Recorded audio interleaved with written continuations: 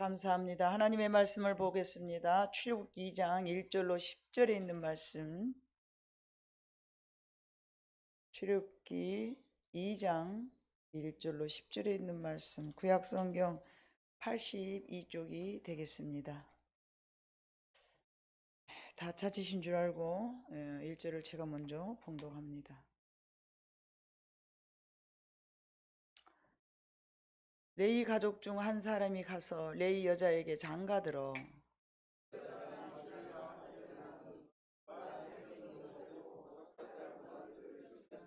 더 숨길 수 없게 되매 그를 위하여 갈대 상자를 가져다가 역청과 나무 진을 칠하고 아기를 거기 담아 나일강과 갈대 사이에 두고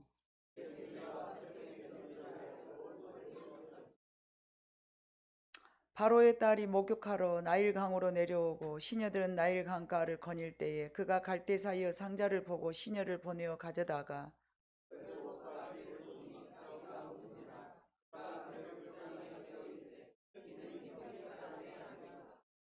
그의 누이가 바로의 딸에게 이르되 내가 가서 당신을 위하여 히브리 여인 중에서 유모를 불러다가 이 아이에게 젖을 먹이게 하리이까.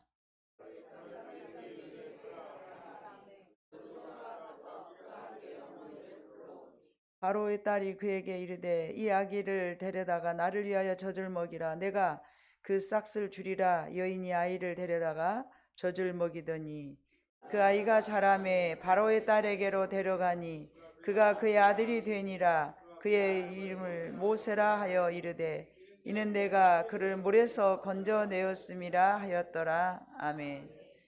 이 세상에는 여러 가지 많은 사랑들이 있습니다.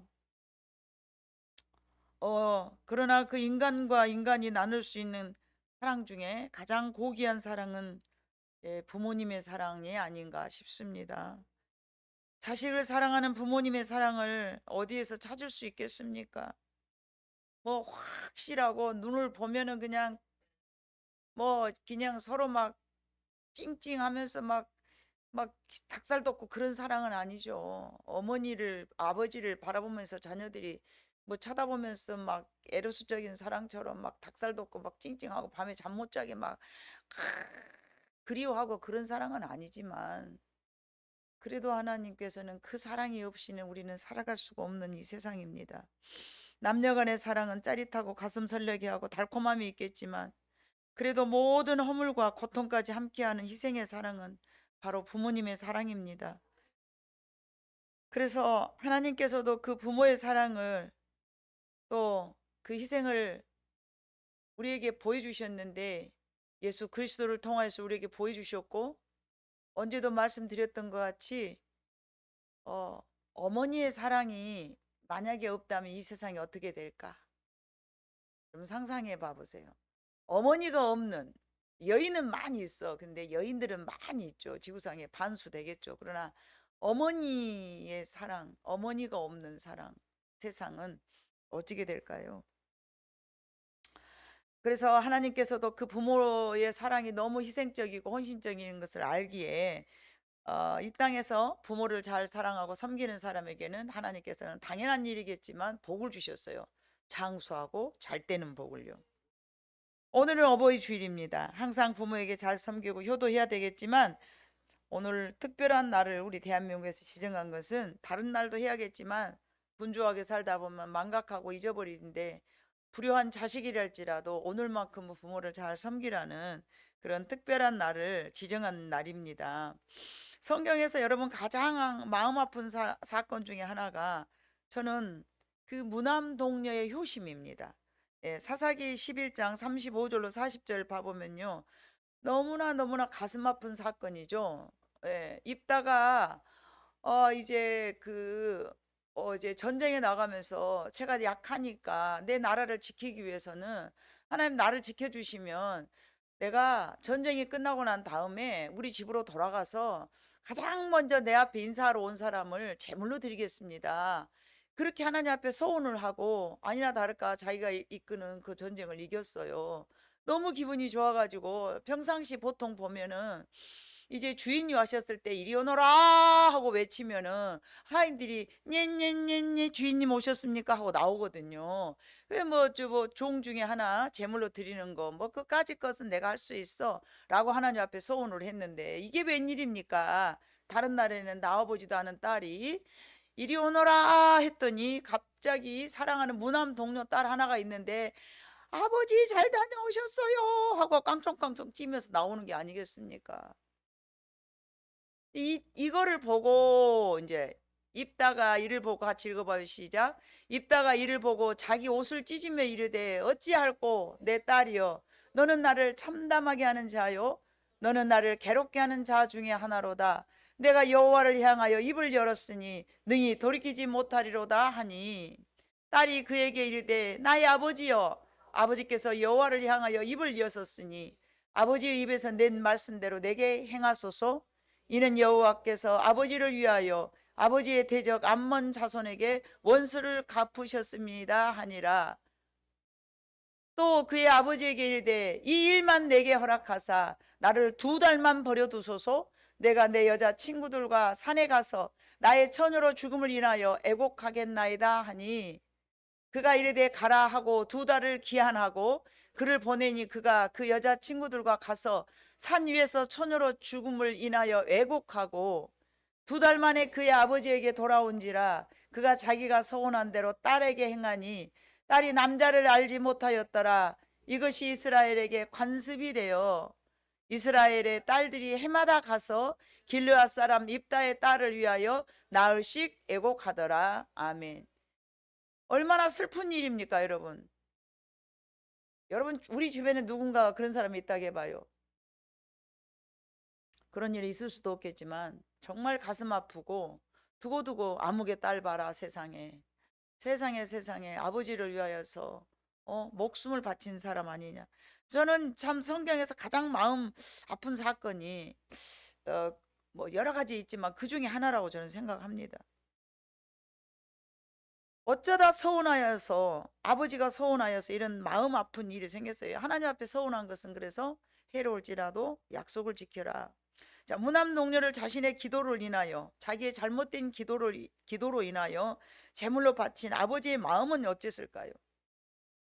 만약에 자녀가 한 명만 더 있었더라도 괜찮았을 텐데 한 명밖에 없어요. 무남 동료 한 명.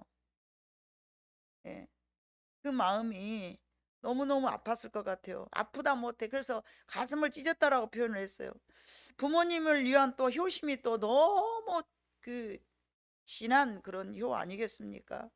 자녀가 부모에게 보여줄 수 있는 최고의 효도라고 저는 생각합니다. 자녀가 부모에게 할 수 있는 최고의 효도라고. 어떻게 보면 이게 그리스도를 상징하는 그런 한 여인의 슬픈 상황이 아닌가 싶습니다.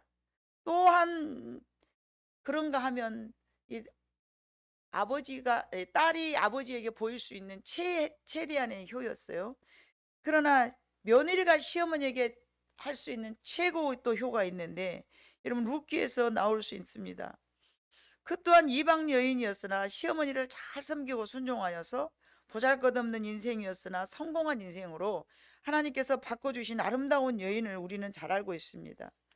그 유명한 말이 있죠. 어머니의 백성은 나의 백성이요 어머니의 하나님은 나의 하나님이며.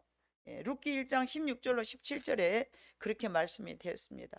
룻이 이르되 내가 어머니를 떠나며 어머니를 따르지 않고 돌아가라 강권하지 마옵소서. 어머니께서 가시는 곳에 나도 가고 어머니께서 머무시는 곳에 나도 머물겠습니다. 어머니의 백성이 나의 백성이 되고 어머니의 하나님이 나의 하나님이 되시리니 어머니께서 죽으시는 곳에서 나도 죽어 거기 묻힐 것이라. 만일 내가 죽는 일 외에 어머니를 떠나면 여호와께서 내게 벌을 내리시고 더 내리시기를 원하나이다 하는지라. 이게 무슨 사건일까요? 물론 다 아시는 분도 계시지만 한두 분은 또 모르실 수 있으니까. 이제 나옴이라는 시어머니가 있었어요. 근데 이제 이스라엘 땅에 먹을 것이 없어가지고 모압 땅으로 이사를 갔어요. 그거 갔는데 남편 죽었지. 거기 가서 이제 아들 둘하고 같이 이사를 갔는데 요즘으로 말하면 잘 살아먹었다고 이민 갔어요. 이민 갔는데 남편은 거기서 죽었고 거기서 이제 두 며느리들을 얻었는데 몇 년간은 살았죠. 몇 년간 살다 보니까 아이 거기서 또 아들 둘 다 죽어버린 거예요. 그러니 이제 시어머니하고 며느리 둘만 남았어요. 이 시어머니가 야야 청산 가부가 돼서 어디 시집도 못 가고 그러니 너희는 내게서 떠나서 너희 고향으로 돌아가라. 뭐 애도 없고 그러니까. 그런데 어머니 제가 어떻게 그럴 수 있겠습니까? 하면서 큰 며느리는 안 돼요 안 돼요 한 두 번 거절하다가 그러면 그렇게 하겠습니다 하고 순종을 했어요. 그리고 떠났어요. 이 작은 며느리가 있는데 그 며느리가 이름이 루시라는 여인이었죠. 이 루시라는 여인이 어머니 제가 안 갑니다. 뭐 그 큰 며느리처럼 막 몇 번 두 번 거절을 하는 거예요. 아 그래도 너는 가라. 너그 형도 같지 않느냐. 네 동서도 같지 않느냐. 너도 가야 된다. 그랬는데 이 며느리가 목숨을 걸고 안 가는 거예요. 그리고 우리가 읽었던 내용이에요. 어머니께서 죽으시는 곳에서 나도 죽어 거기 묻힐 것이라. 아들도 없어요. 자식도 없어요. 어? 늙은 시어머니와 이제 젊디 젊은 청산 과부 며느리가 뭘 하겠다고 재산도 없고 아무것도 없는 며느리 시어머니를 따라서 제가 시어머니하고 살겠습니다. 이건 며느리로서 또 최대한의 효입니다. 그러한 사랑을 이제 나타냈던 그가 하나님 앞에 어마어마한 복을 받죠.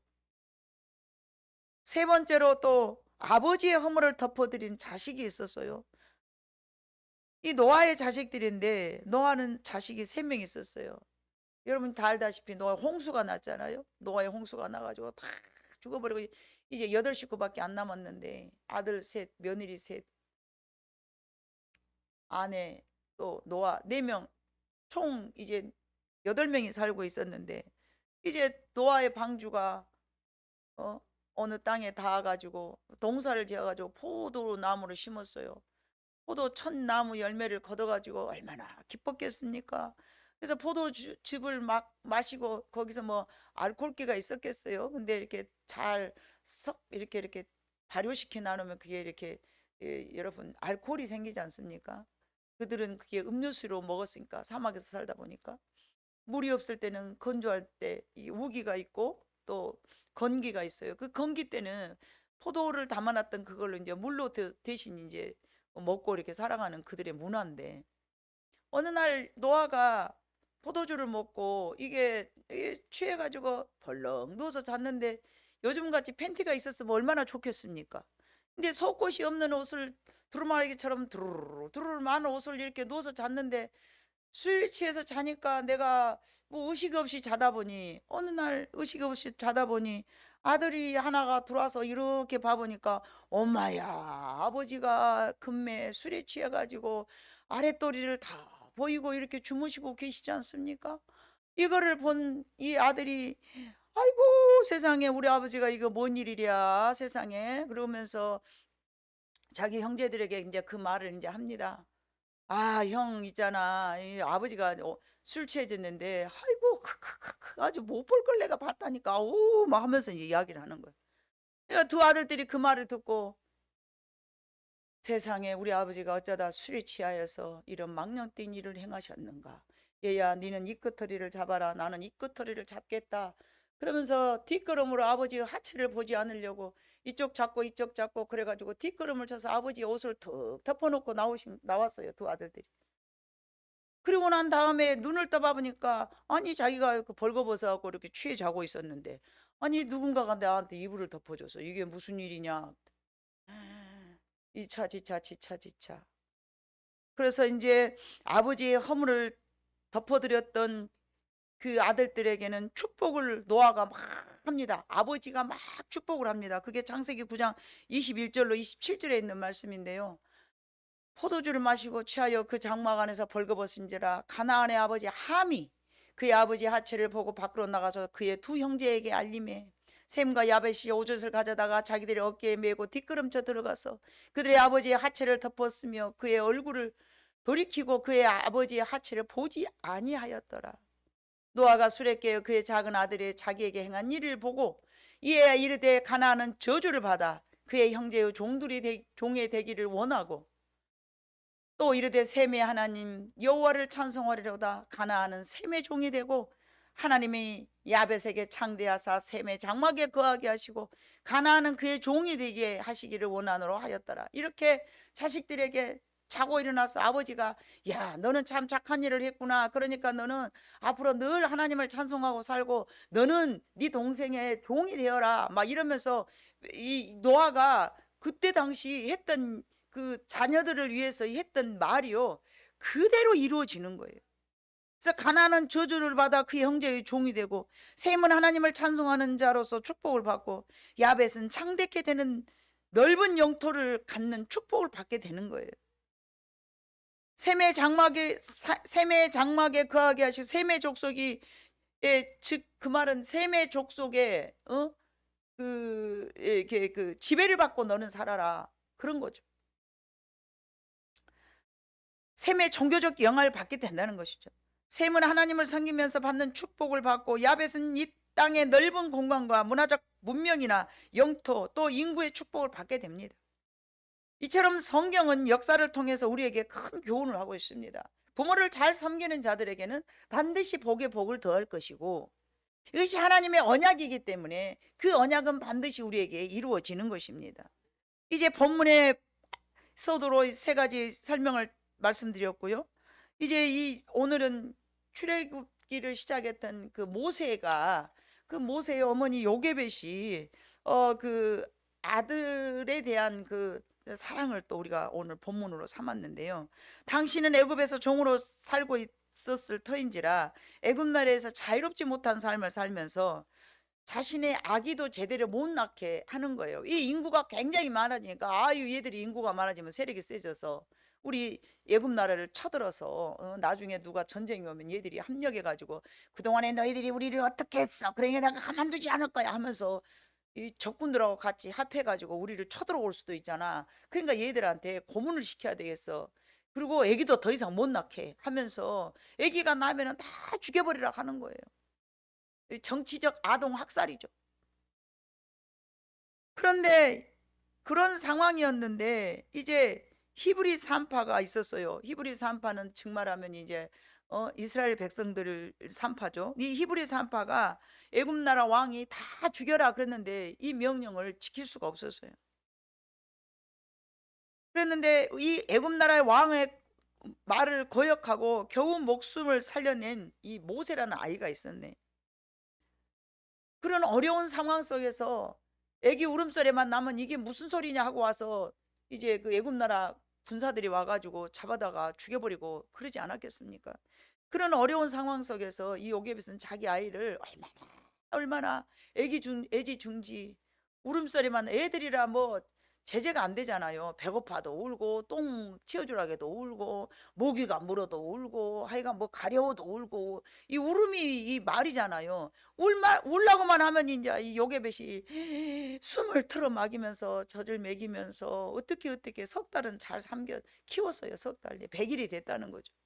이제 너무 크니까 이게 키울 수가 없어. 울음소리도 우렁 찾아가지고 옛날에는 그냥 응아 응아 울었는데 이제 목소리가 커지니까 이거 더 이상 숨길 수가 없는 거예요. 얼마나 밤마다 생각을 했겠어. 이 아이를 어떻게 하면 살릴까? 이 아이를 어떻게 하면 살릴까?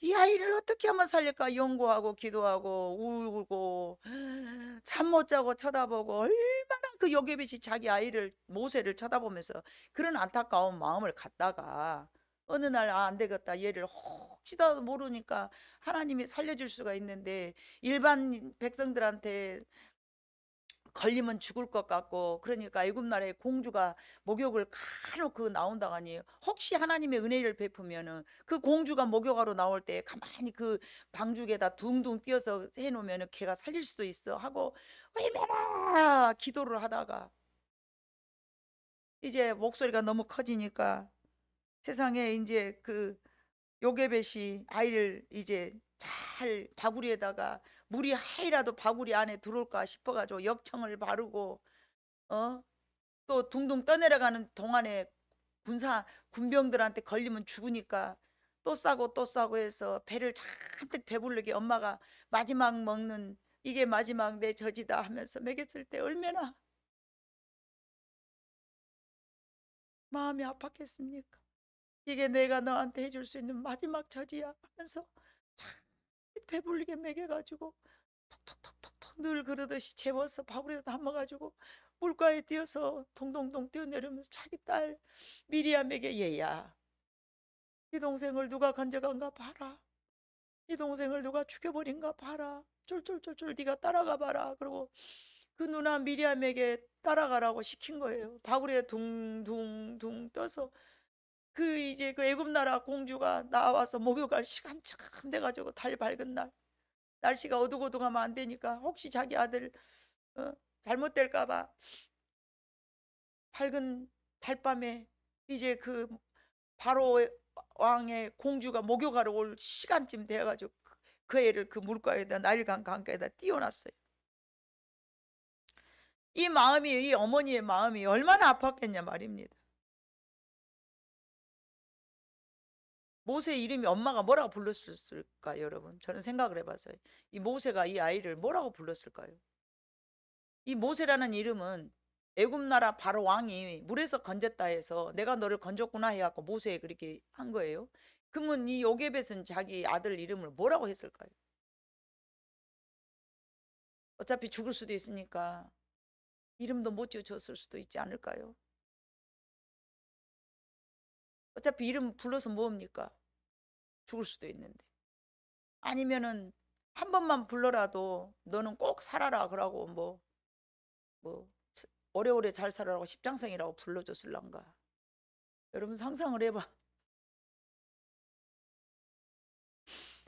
그래서 그런 시대에 살아가고 있는 모세가 정말로 거기서 건졌는데, 이제 출애굽기 20장은 봐보면요, 그 갈대 상자로 이렇게 이제 잘 만들어서 이게 역청을 발라서 행여나 그 상자 안에 물이 들어갈까 싶어가지고,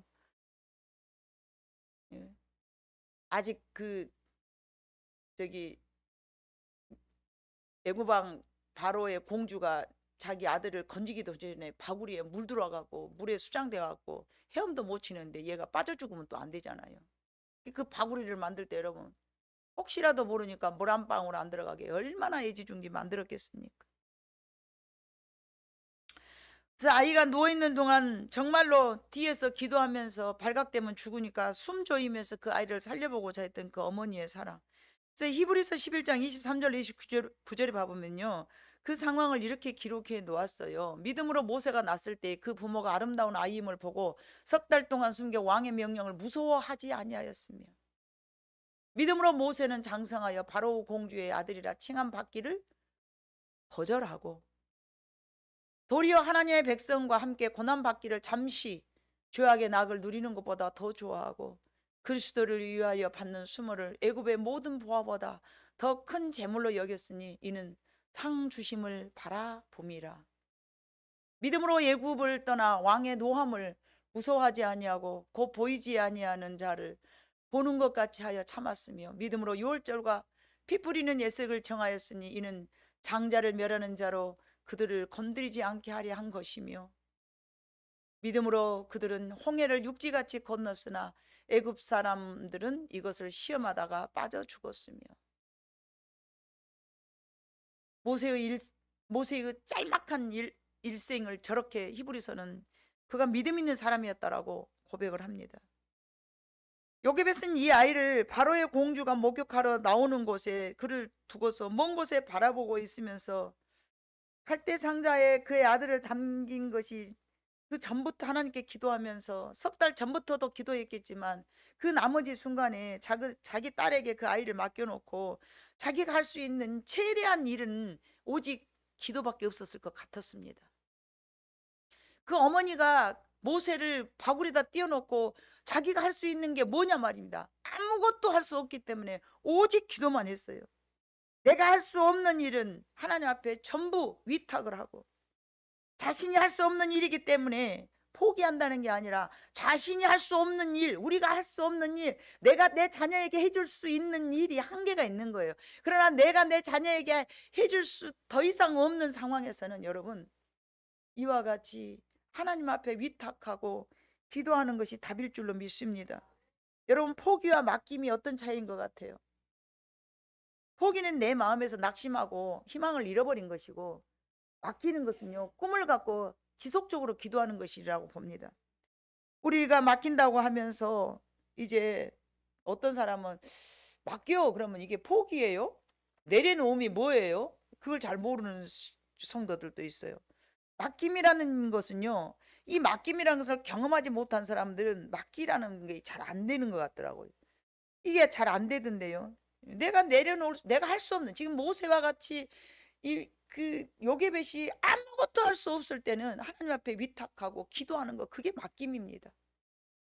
그가 만약에 포기했더라면 히브리 산파에게 이 아이를 살려달라고 말하지 않았겠죠. 그런 어려운 상황 속에서라도 꿈을 갖고 자기 아기를 키워보고자 하는 그 꿈과 비전이 있었기 때문에 모세가 살아서 나중에 애굽 나라를 건져내는 그런 위대한 지도자로서 살아가게 된 줄로 믿습니다. 여러분, 마치 모세를 갈상자에 넣어서 물 위에 띄워놓고 어떻게 될 것인가를 지켜보고 있음 같이 내가 해야 하는 일인데 내 힘으로 되지 않은 일들을 가만히 십자가 앞에 하나님 앞에 내려놓고 어떻게 되는가 하여 지켜보고 있어야 하는데, 미리암과 같이 요게벳과 같이 그때 요게벳의 마음이 얼마나 심란하고 또 아팠겠습니까? 많은, 그래라도 모든 것은 이 부모로서 자녀에게 해줄 수 있는 그 어떤 상황에서 나의 그 극을 달했을 때는 이와 같은 요게벳의 삶을 우리가 본받아야 될 줄로 믿습니다. 그게 바로 기도의 능력입니다. 그래서 6절에 보면, 오늘 본문 6절에 보니까 열고 그 아기를 보니 아기가 우는지라 그가 그를 불쌍히 여겨 이르되 이는 히브리 사람 아기로다. 자, 애굽 나라 바로 왕이 무슨 명령을 내렸어요? 히브리 사람 무조건 남은 다 죽이라고 명령한 거를 애굽 나라 바로 왕이 모를까요? 모를 리가 없습니다. 그러나 뚜껑을 열어봐 보는데 이제 이 뚜껑을 딱 열어봐 보니까 하나님께서 살리려고 계획을 하셨고, 또 그 요게벳이 아들을 살리려고 얼마나 기도를 해버렸는가. 하나님께서 역사를 하셔가지고 애굽 나라 바로 왕이 딱 바로의 공주가 봐보니까 이게 눈이 말똥말똥 해갖고 이렇게 보니까, 아니 이게 그 사람이, 여러분이 불쌍한 마음이 들어야 되는데 너무너무 불쌍한 거예요. 야, 내가 이 아이를 데려다 키워야 되겠다. 그리고서는 이제 옆에가 누군가, 어떤 애가 서 있는 거예요. 너 이 애하고 무슨 관계가 있니? 묻지도 따지지도 않고 옆에 있으면서 이 아이의 젖을 누가 먹일까? 그랬더니 제가 히브리 여인 중에 젖이 나오는 사람 하나 데려올까요? 그때 여러분 생각해 보세요. 애만 낳으면 다 죽여버렸으니까 사방대 아주머니들이 이 애가 없이 젖이 나오는 엄마가 쌀쌀할까요? 없을까요? 전자요. 많이 불어요. 남은 죽여버리고 남은 죽여버리고. 그랬으니까 요즘은 우유가 있잖아요. 우유가 없는데 모유가 철철 넘쳐가지고 그냥 이 애기 하나 키우는 것은 아주 일도 아니어버려요. 근데 이제 이 미리암이 딱 보고 있다가 히브리 여인 중에 하나를 내가 데리고 올까요? 그러면서 누구를 데려다 줬을까요? 자기 엄마를 턱하니 데리고 온 거예요. 모세가요, 세상에요, 석 달 이후부터는요, 아니 효도를 얼마나 잘했는가. 젖을 먹으면서 공짜로 안 먹었다니까. 엄마, 내가 월급 줄게. 그러면서 누가 줬겠어요? 예, 공주가 꼬박꼬박 주는 거야. 자기 아들 자기가 키우는데, 키울 때 이 엄마가 아기를 보듬고 앉아서 뭔 생각을 했겠어요? 너는 무럭무럭 잘 커가지고 이 애굽 나라에서 이 나라를 건져내라. 줄 때마다 그 생각을 했을까요? 안 했을까요? 하고도 넘쳤죠. 왜냐하면은 그 압제 속에서 살고 자기 나라가 구속돼갖고 살고 앉았으니까, 범상치 않은 아이, 얼굴 딱 봐도 범상치 않아서 바구리에다 숨겨서 키웠는데 그 물속에서 건져갖고 해필 건져도 바로 왕의 딸에게 이렇게 건진받아 사니까 조짐이 좋지 않아요, 여러분? 조짐이 아주 좋아. 그러니까 이 아이를 내가 젖 먹일 때마다 너는 이 나라를 구해내라, 너는 이 나라를 구해내라, 너는 이 나라를 구해내라, 얼마나 젖을 주면서 이야기를 했겠습니까?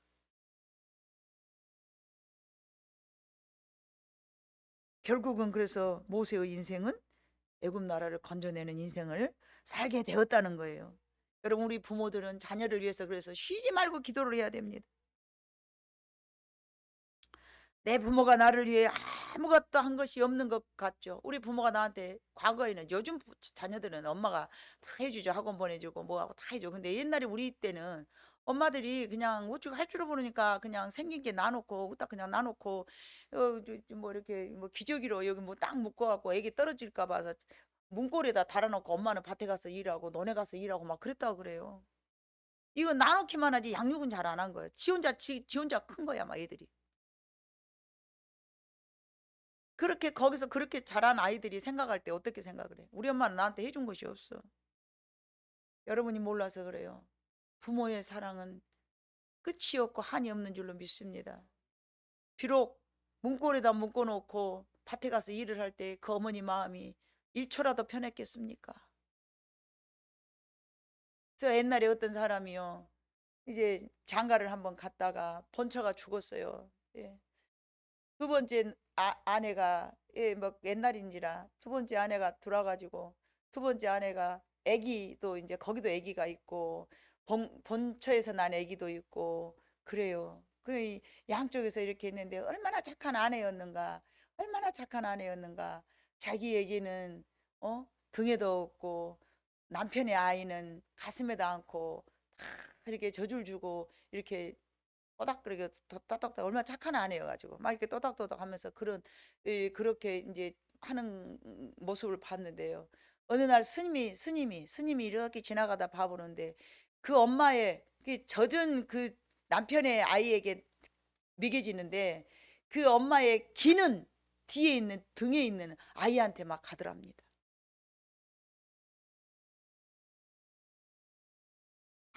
아무리 우리가 여러분 살면서 부모가 아무것도 나한테 안 해준 것 같아도 날라준 우리 부모는요. 젖은 못 먹여도요. 그 사랑하는 마음은 보내는 거예요. 이 세상의 모든 부모들의 마음이 정말로 이렇게 또 되어야 하고 이 세상의 모든 부모들이 혹 그런 마음이 없다 하더라도 우리는 부모에 대한 감사한 마음은 결코 잊지 말아야 될 것입니다. 너의 아들 셈과 야벳과 그들처럼 우리 부모를 잘 섬겨야 되는데 에베소서 6장 1절로 3절에 있는 말씀처럼 주 안에서 섬겨야 될 줄로 믿습니다. 같이 읽어봐요. 시작. 자녀들아 주 안에서 너희 부모에게 순종하라. 이것이 옳으니라.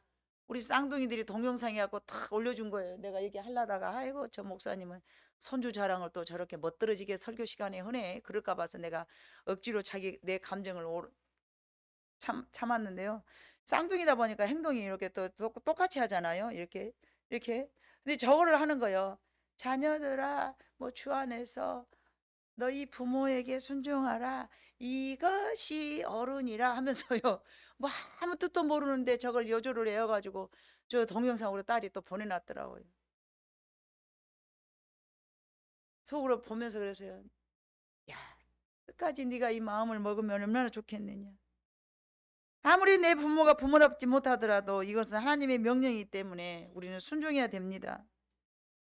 서두에 저는 여러분들에게 세 사람의 그 자녀들을 설명해 드렸죠. 자녀의 입장에서는 부모에게 말도 안 되는 무남 동료의 효심.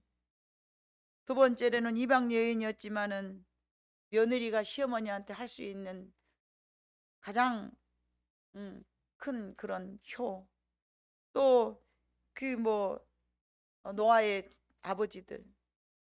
자, 이 세 삶을 여러분들에게 말씀드렸는데 그들의 삶이 여러분 부모를 잘 섬겼던 그들에게 하나님께서는 말씀처럼 다 갚아준 줄로 믿습니다. 아버지의 허물을 덮어주고 축복받았던 셈과 야벳의 이야기. 정말로 요게벳의 심정. 오늘 그 요게벳의 삶을 이렇게 보면서 그 어머니가 이렇게 했던 삶을 제가 여러분들한테 오늘 본문이지만 사실은 그 이전에 있었던 그런 무남 동료의 딸, 또 셈과 함과 야벳의 어떤 그런 상황, 또는 롯의 그런 상황을 봤을 때에 우리가 일반적으로 생각할 수 없는 부모와 자식 간의 관계였습니다. 오늘 요게벳의 심정을 듣고 부모님의 마음이 어떠한가를 말하기 위하여서 먼저 서두에 세 사람의 삶을 말씀을 드린 것입니다. 이 세상에는 내 마음에 꼭 드는 부모가 있을 수 없죠. 어떻게 부모하고 자식 간에도 자식은 부모가 이런 부모였으면 좋겠다는 바람이 다를 것이고, 부모는 자식에게 이런 자녀가 되었으면 좋겠다는 바람이 또 다를 거예요. 그러나 요괴백과 같이 자기 자신의 자녀에게는 때로는 위험을 감수하면서도 아이를 위한, 내 자녀를 위한 어떤 일인지 서심치 않고 최선을 다하는 것이 부모임을 여러분들에게 저는 말씀드리고 싶은 것입니다. 능력이 없어서 안 되는 사람은 안 되는 걸로, 지혜가 없어서 안 되는 사람은 안 되는 대로, 희생과 사랑이 부족하지만 부족한 대로 그대로 여러분들에게 그래도 자녀이기 때문에 보호해주고 싶고 사랑해주고 싶고 최선을 다해주고 싶고, 그것이 부모의 마음인 줄로 믿습니다. 모세의 어머니 요게벳이 모세를 강가에 버린 것을 버리기 위함이 아니죠. 살리기 위함으로 버린 것이죠. 그는 어쩔 수 없이 선택을 했지만, 저와 여러분 가운데에서도 혹시 부모들이 어쩔 수 없는 선택으로 우리들에게 아픔을 주고 피해를 주었다면 그 자체를 여러분들을 이해하시고 용납하시고, 부모에 대한 서운한 마음이 이만큼이라도 있다면 십자가 앞에 내려버리고 회개하시기를 바랍니다. 그것이 하나님께서 우리에게 원하시는 마음인 줄로 믿습니다. 우리가 살아가는 동안 우리의 부모님은 우리에게 어떤 부모였는가? 허물이 많고 해준 것도 없는 그런 부모였을까요? 그래서 하나님은 그 사실을 전혀 모르고 계셔서 그럼에도 불구하고 부모를 잘 섬기라고 했을까요? 어찌됐든 입다의 입장에서 봐보세요. 그 아버지가 잘못 기도해가지고 딸이 그렇게 희생을 당했는데 죽어가는 그 딸이 아버지에게 한 말을 하지 않지 않습니까? 아버지는 왜 그런 이상한 서운을 해가지고 나를 죽게 만드냐? 요즘 같으면 그런 서운해서 그렇게 죽을 사람도 없지만, 그런 서운한 사람도 없겠지만 그렇게 죽을 사람도 없는 거예요. 말도 안 되는 일이죠. 그렇기 때문에 우리 교회에서는 여러분, 항상 여러분들에게 제가 가장 많이 말씀드리는 것은 상대의 마음을 알고 배려하면서 관계가 좋아야 된다는 말씀을 너무도 많이 합니다. 왜냐하면 성경 통틀어서 그것을 말씀하고 계시기 때문에 그렇습니다. 제가 자랑한 것이 아니라 성경 100독 이상을 했습니다. 그러나 그 말씀 속에 통틀어 봐보면요, 서로 사랑하라가 끝입니다. 서로 사랑하라가 시작이고요, 서로 사랑하라가 끝입니다. 그거를 보여주신 분이 하나님이시고 그걸 실천해 주신 분이 예수님이고요. 그런데 하물며 남하고도 그렇게 살아야 되는데, 여러분, 나를 낳아주신 내 부모에게는 정말 부모가 잘났든 못났든 나한테 상처를 줬든 못했든 하나님의 명령이기 때문에 반드시 우리는 순종하고 잘 섬겨야 될 줄로 믿습니다. 여러분, 상대의 마음을 서로 알아야 이해하고, 이해해야 용서가 되고, 또 용서가 될 때에 하나님의 말씀을 순종할 수 있는 사랑이 이루어지는 것입니다. 그래서 저는 늘 여러분들에게 이해할 수 있는 마음을 열어놓고 받아들일 수 있는 마음을 오픈시켜 놓고 상대를 대하라, 그 말씀을 귀에 딱지가 않도록 말씀을 많이 드렸습니다. 상대를 받아들일 마음이 없으면요, 늘 내 방식으로 생각하면 너는 왜 그래? 너는 왜 그러는 거야? 당신은 왜 그러는 거야? 우리는 그럴 수밖에 없는 거예요. 그러나 저 사람이 왜 그럴까? 뭔 이유가 있겠지. 저 사람이 나한테 왜 그럴까? 아마 좀 그러지 않나? 그 순간순간 여러분들이 열린 마음으로 생각하되, 특히 부모에게는 그런 마음을 가져야 돼요. 전 사실 이 세상에서 뭐 다 잘한 건 아니겠지만 나 살아가는데 불편함이 없어요. 그러나 요즘에 꼭 필요한 것이 있다면요, AI죠. 그런 것들은요, 뭐 인터넷이랄지 뭐 기계 이런 건, 이런 미디어 이런 것들 다루는 것은요, 우리 힘으로 잘 하는 게 어렵더라고요. 그리고 하려 하지도 않고 자녀의 도움을 받을 수 없고 그렇게 받을 수밖에 없고. 그래서 좀 젊은 친구들 만나면요, 숨지 않고 나 이것 좀 도와달라고. 예를 들면 제가 이제 뭐 이렇게 해외를 나가더라도 이제 공항에 이렇게 가다 보면요, 늘 시스템이 바뀌어요. 이 인천공항이요. 갈 때마다 바뀌는 거예요. 이 썩을놈 인간들이. 아니, 이제는 뭐 무게도 네가 달아서 거기다 하고, 옛날에는 여기 탁 가갖고 뭐 이렇게 가면은 아가씨들이 어디 가십니까? 여권 주세요. 그래요. 무게 올리세요. 그러면서 입으로 다 말을 해요. 지금은요, 셀프로 내가 가서 해야 되는 거예요. 뭐요? 어떻게 하는 거예요? 버벅 할 수가 없어, 할 수가 없어. 해외를 몇 번이나 갑니까? 평생 한 번 갈등말동 하는데 갈 때마다 우리는 잊어버리는 거야. 젊은 사람은 따라가서 알아서 하겠지만. 우리 같은 사람은 버벅거리니까 어미 어쩌사까 누구한테 물어볼까 막 두리번거리네. 그래서 자녀의 도움을 받을 수밖에 없고 젊은 사람들의 도움을 받을 수밖에 없고. 그래서 우리 인생은요. 아무리 잘난 사람도 독불장군이 없는 거예요. 도와가면서 서로 살아야 되고 내가 비록 다 잘할 것 같지만 내 아이의 제 항상 그 생각을 돼. 내가 언제 내 자식에게 손 내밀고 내가 저 사람한테 내가 부탁할 날도 올 건데 내가 해줄 수 있을 때 엄마가 나한테 뭐 해줬어 그런 소리 안 들을고 잘해줘야겠다. 그래야 뿌려놓은 곳이 있어야 저도 거둘 것 아니겠습니까? 그래서 그런 마음으로 이미 돌아가셔 버린 내 부모에게는 내가 어떻게 할 수가 없으니까 자식에게라도 그 내리사랑이라고 하잖아요. 내 부모한테 받은 사랑을 내 자식한테 내려주고 또 그 자식은 부모한테 받은 사랑을 그 자식한테 내려주고 그거라도 이 세상이 잘 됐으면 좋겠어요. 요즘은 그것도 안 되는 세상인 것 같아요. 옛날에는 부모를 사랑해야 되는데 자식만 사랑하고 부모를 안 사랑. 아이고 내 자식을 사랑하듯이 부모를 이렇게 잘 섬겼으면 전부 모두 효자상 받았을 거예요. 맞죠? 근데 부모는 잘 안 섬기면서 자식들한테는 지극정성 잘하면서 우리 양심이 좀 우리 부모한테는 이렇게 못했는데 자식한테는 이렇게 잘한다. 그리고 우리가 마음이 좀 그러잖아요. 근데 저는 요즘 세상이 그거라도 잘 됐으면 좋겠다니까요. 그거라도 부모가 자식이라도 사랑해주고 살 수 있는 세상이 됐으면 좋겠어요. 우리 가운데는 없지만 뉴스 같은 데 봐보세요. 얼마나 험난한 세상인가. 말로 할 수 없는 험난한 세상인데 우리는 신앙 안에서 하나님 말씀 안에서 우리라도 다른 사람 어쩌든지 우리라도 항상 부모를 잘 섬길 수 있는 그런 우리들이 되시기를 하나님께서 원하십니다. 하나님의 말씀은 내 이웃을 내 몸과 같이 사랑하라는데 내 부모를 사랑하고 순종할 수 없다면 내 부모님에 대하여 여러분 부모도 날 낳아준 부모도 사랑을 못 하는데 누구를 사랑하겠어요? 날 낳아준 내 부모도 못 사랑하고 내가 낳은 내 자식도 못 사랑하면서 무슨 사랑을 운운하냐 말이에요. 달면 삼키고 쓰면 뱉어버린 그건 사랑이 아니죠. 그건 사랑이라고 말할 수 없는 거예요. 진정한 사랑은요. 고린도전서 13장 봐보니까요. 사랑은 언제나 오래 참고 사랑은 언제나 온유하고 사랑 여러분 13장 봐보면요.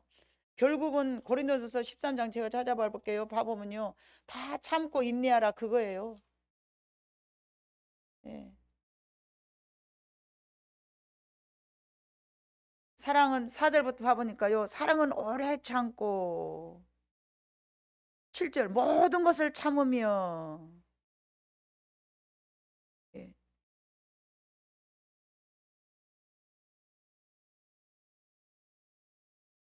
사랑은 언제나 오래 참아야 되고 사랑은 오래 참아야 되고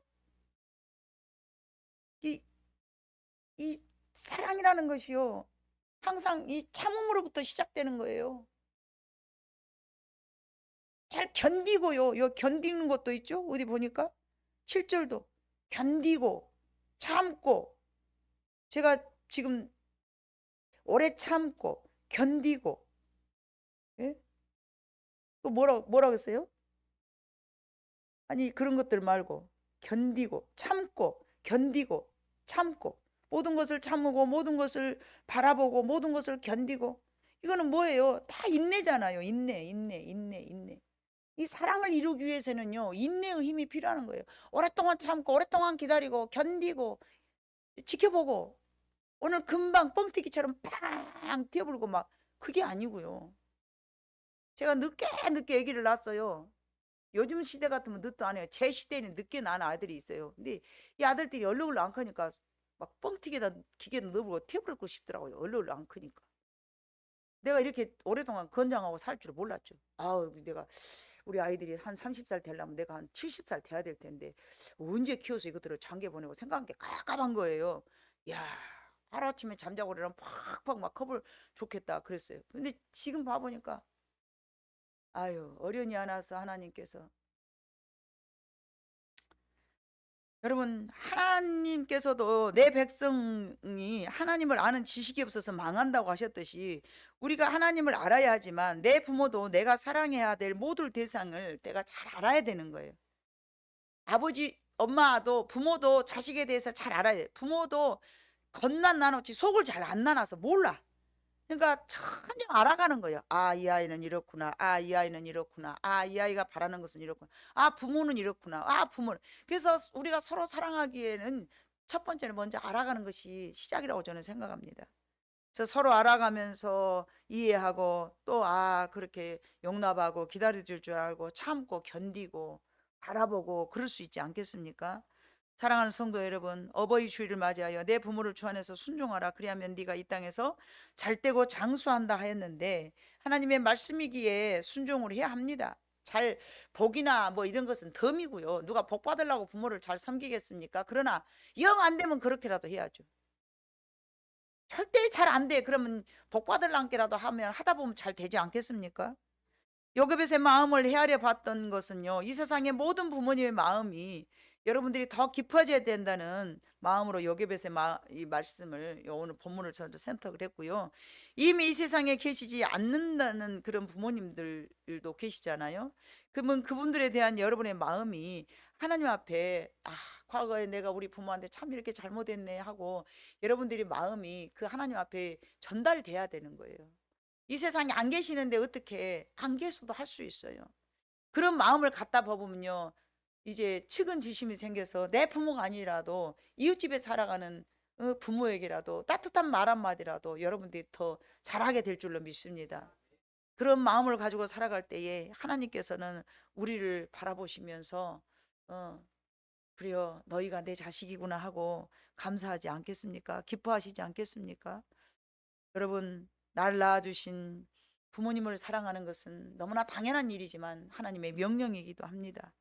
그래서 부모님은 부모님의 마음이 곧 하나님의 마음으로 생각하고 하나님이 우리를 이렇게 사랑하셨구나 이런 생각을 하면서 여러분 모두가 주 안에서 부모를 잘 공경할 수 있는 그런 부모, 이제 이미 부모가 돌아가셨으니까 나는 안 돼. 나는 할 사람이 없어. 어버이날인데 뭐 나는 그럼 부모도 없네.